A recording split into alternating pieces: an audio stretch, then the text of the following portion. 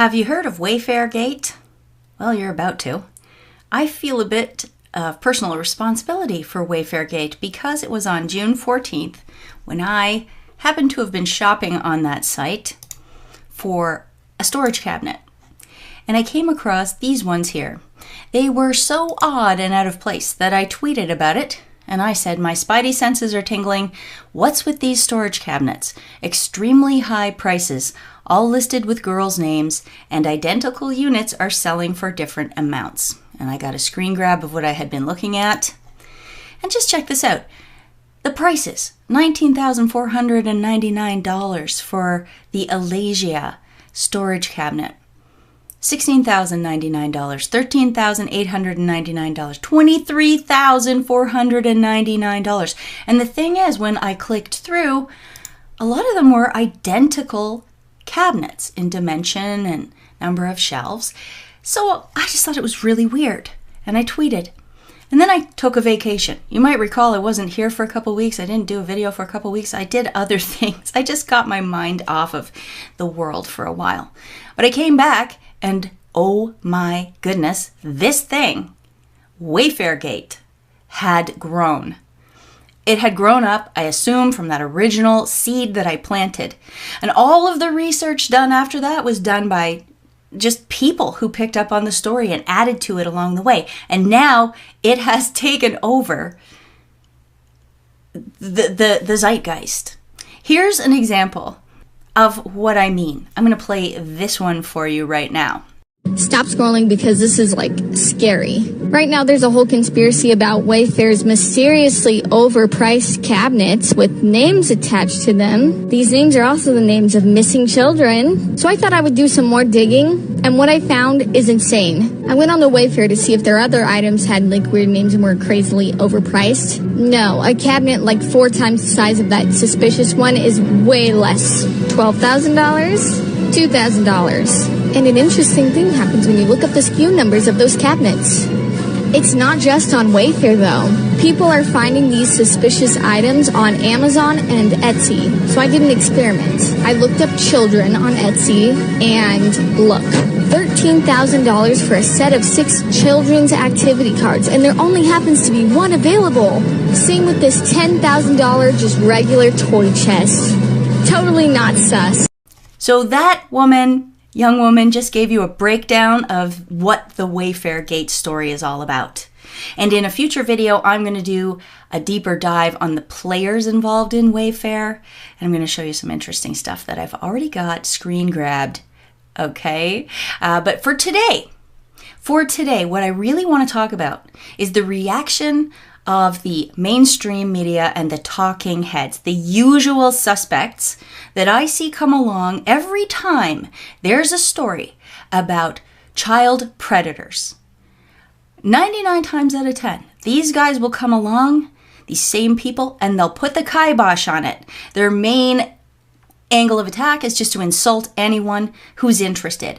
They want to insult anyone for asking questions about it because they figure that'll scare people away. People are very intimidated by the online mobbing and being called names, or at least they used to be. I think that angle of attack is losing its luster. And today I want to go through some of the many, many cases that there have been in the past to show you that it is worthwhile asking these questions of Wayfair and why we should not accept their lame answers. I want everyone to learn by the end of this video that you should ignore the mainstream press, because the mainstream press is the pedo cover-uppers. Not always, but a lot of the time. Also, I'm hoping that by showing a lot of these past cases that the people who are now just waking up because of Wayfair Gate, I hope you'll go down these other rabbit holes too. And you'll see that this wide-scale child sex predator trafficking, these rings, they've been going on forever. And the main reason they are allowed to continue is because of the failure of the press. All right, I think I've had my opening rant now. Oh, and P.S., the only reason I was shopping for those cabinets was because I wanted to get some extra supplies in because of COVID, and I hate the restrictions and lockdown, so I don't want to go to the store, so I was going to get some extra, and I needed a place to put them. So another mainstream false narrative is the reason that Wayfair Gate happened in the first place. So you guys, you brought this on yourselves. And I'm hoping that this is the great awakening for real. Just to give you a close look at what this girl was talking about in her video. Look, here's the Samia 5-shelf storage cabinet for almost $13,000 and a missing girl from Columbus, Ohio, Samia Mumin.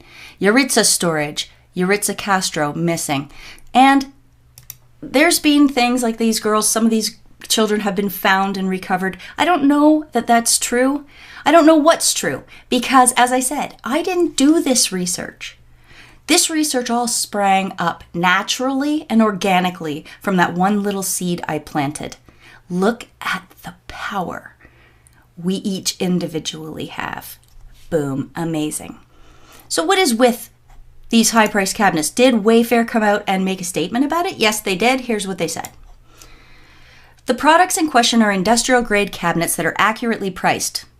They're going to take down the photos, they say. They're going to redo them. They're going to change the names, and then they're going to relist them at some later date. That's what Wayfair said, that they were actually accurately priced because they're industrial cabinets.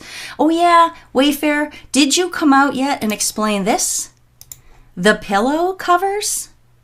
The $10,000 pillow covers, which have names that happen to correspond, once again, to missing children. Wayfair hasn't bothered, to my knowledge, to come out and explain why the pillow covers also were priced so high. Is that an accurate price? Do you just need to redo the pictures and change the names? Wayfair, or what? No, you probably don't have to because, once again, all the blue checks, all the talking heads, all the mainstream media, they're going to cover up for you. Look at this one from John Cardillo. John Cardillo says today, people, Wayfair isn't trafficking kids. Some clever lefty filled out the simple process to sell their items on Wayfair, put up those items at prices far exceeding their value, and used names of abducted kids to troll you. Far too many of you took the bait. Well, he's totally wrong.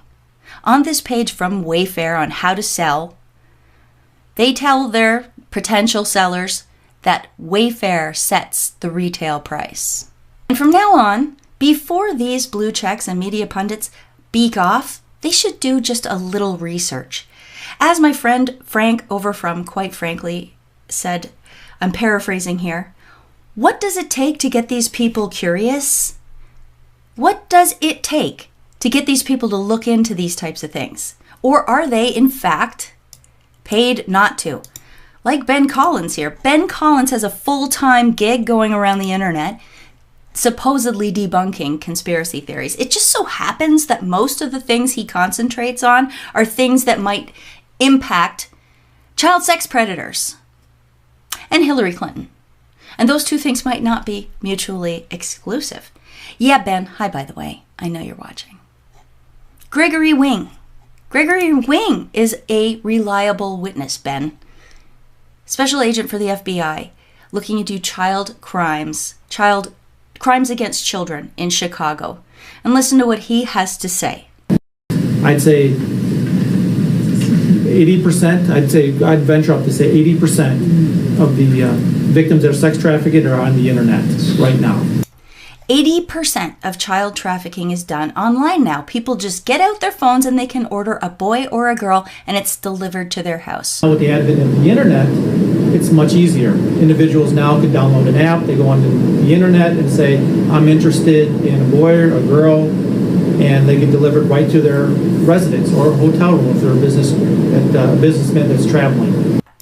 This stuff with Wayfair is definitely worth looking into.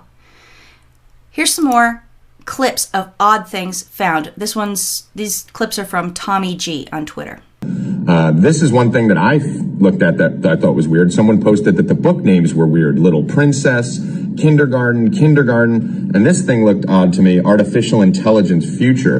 I mean, that AI stuff, we know that's going to be the end of the world. And this word future here looks like it's photoshopped on, right? Which would mean that they photoshopped artificial intelligence and kindergarten and Little Princess and everything else. So that's what got me started looking back into the Wayfair stuff. And there's a ton of stuff on here, guys, if you want. Stuff is as crazy as baby dinosaur pictures, mediocre drawings for $30,000 on Wayfair? Are you kidding me? Is this a Picasso? It makes no sense why that would be $30,000. And I mentioned it in the last video. What they do is they hide this stuff in plain sight. They make it a price that no regular person would ever buy it. And then the pedos and the people looking for babies and children, the sex traffickers, know which sites to go to. It's kind of like what they used to do with Craigslist.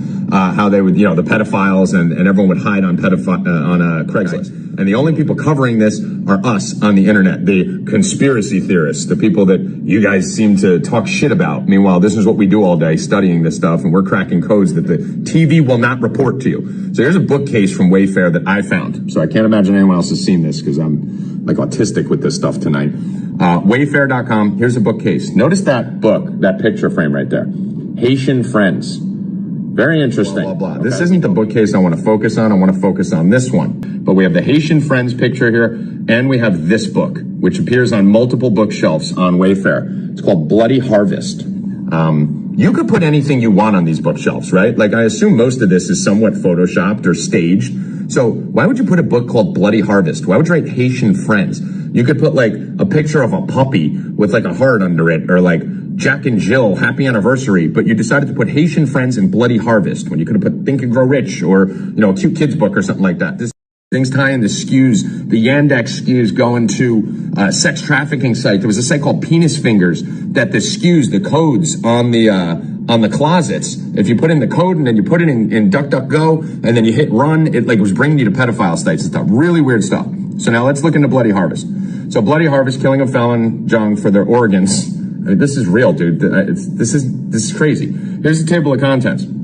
Methods, context, the victims, unidentified. Missing children usually are unidentified when they're chopping up their bodies. Victims, blood testing and corpses. This is the book that they chose to put on the bookshelf in Wayfair, okay? I do want to say that I did get an interesting email notification the other night. Tommy G, we're writing you because we're concerned. An individual has recently alerted us to the potential suicide or self-harming. Now, by the way, just to let you know, on this video, Jack, Twitter, and all you other I am in a fantastic mood. I am drinking Jameson. I am happy. I've never thought about killing myself. I never will kill myself. Save this video. Haitian Friends and a book about organ harvesting. We'll get into Haiti a little bit later. That strange warning he got that someone says he might be suicidal. Is that a threat? What is that all about? And finally, he mentions that he thinks the photos are photoshopped. Well, it's a little bit more technical than that, according to this Wayfair employee. And so Steve, he's one of our co-founders, and he was looking into how can we reduce the cost of photography. What we were doing is really ramping up our individual products. Like, we created these new custom Wayfair brands of products that we were selling before under, the normal supplier brand. And we thought, we're going to curate all these products. We're going to come up with our own look and style and story for the customer to make it easier for them to find things that go together well. And the problem was we were taking all these products, having them shipped to a facility in either Kentucky or Massachusetts where they'd have to assemble the product, build the background, build the whole stage, have photographers come in, the stylists tweak every little thing in the photo. And they'd create, these nice looking pictures like the one you see here, but it would cost about $1,000 on average. And so what Steve was finding, his background's mechanical engineering, so he was in the 3D space and thinking how can we take computer generated imagery and create a photo that looks this good. And in fact, that's actually a rendering that Steve had done early on, and it cost him $250. So for a quarter of the cost of the photo studio process, here we are with an identical output, and yet the value that we get out of this as well is these reusable 3D models.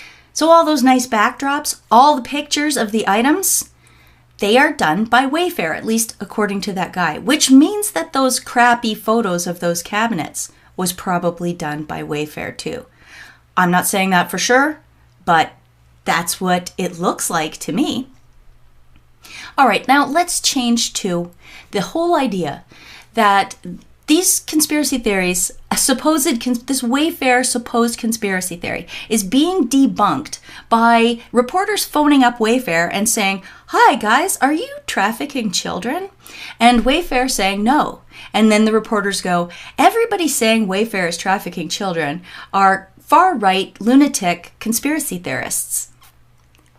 That's it. That's the end of it.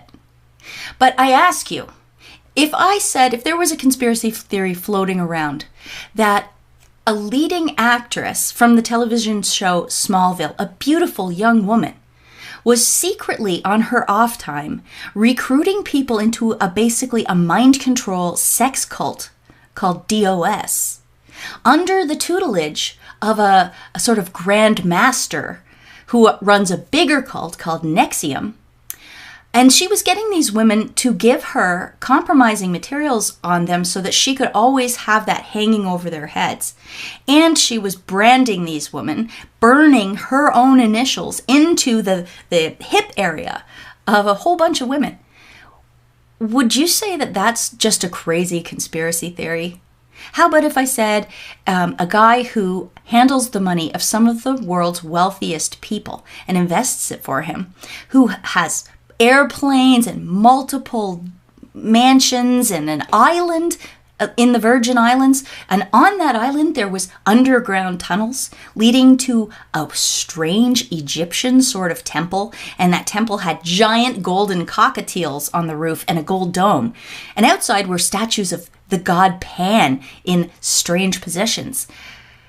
Would you say that sounds... And that guy was trafficking children? He was luring people to his island so that they could have sex parties with them and get other billionaires to have sex with these minor children so that they could take photos and blackmail them. Does that sound like a crazy conspiracy theory? Because you already know where I'm going. Both of these two things happened. Both of these two things happened.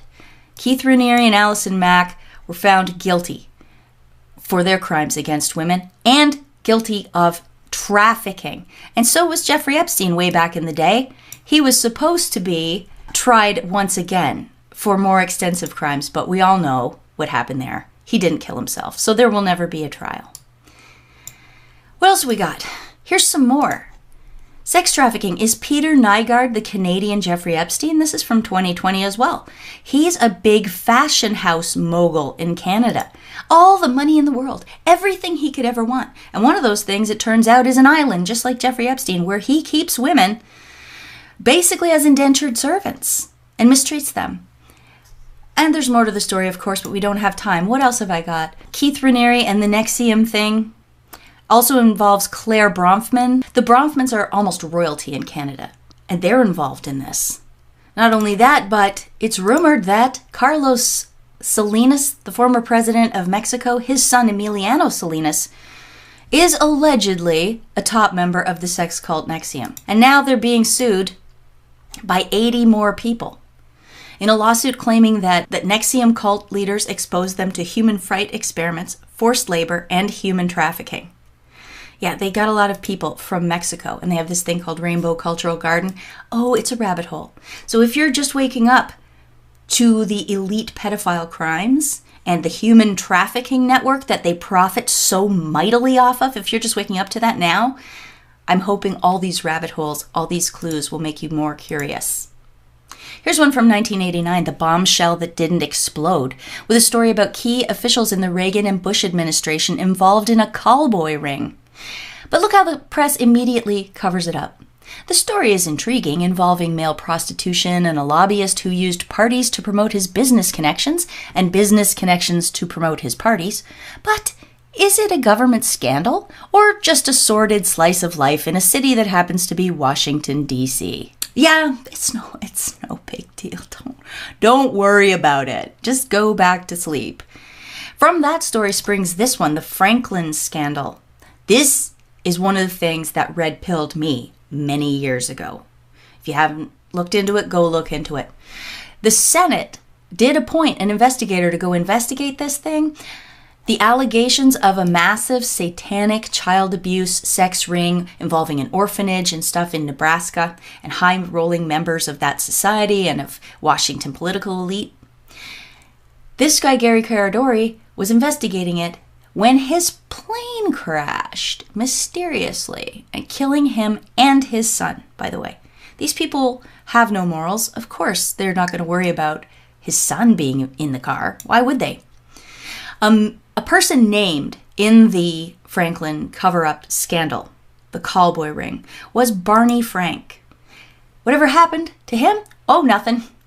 He served all the way up till 2018, I think, when he finally stepped down voluntarily from the Senate.